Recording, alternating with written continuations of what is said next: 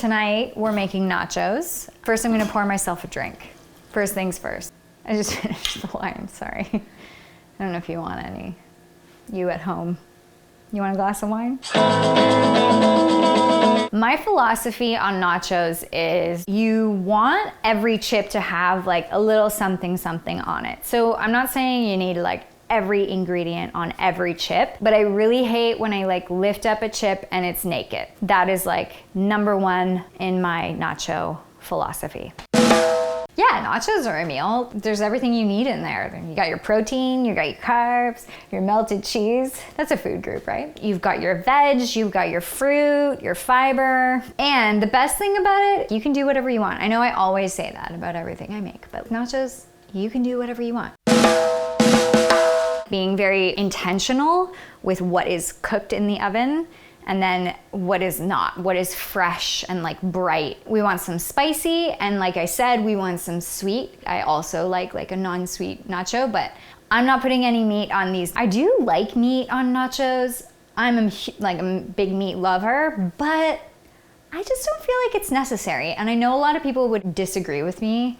The cheese is everything, really. ASMR.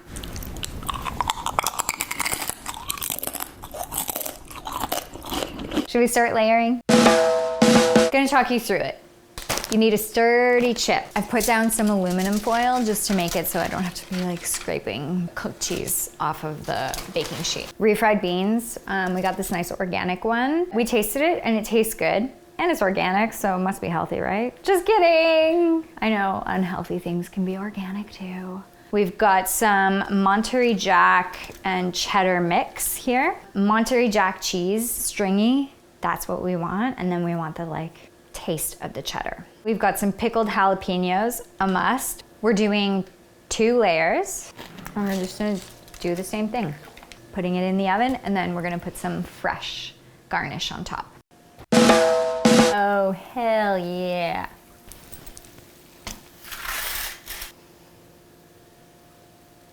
I let this mango salsa sit in the fridge for a bit.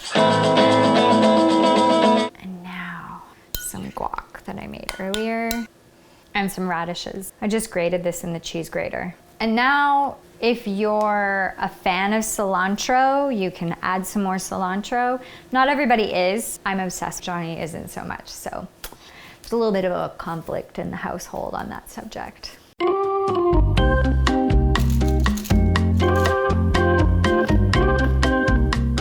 So good.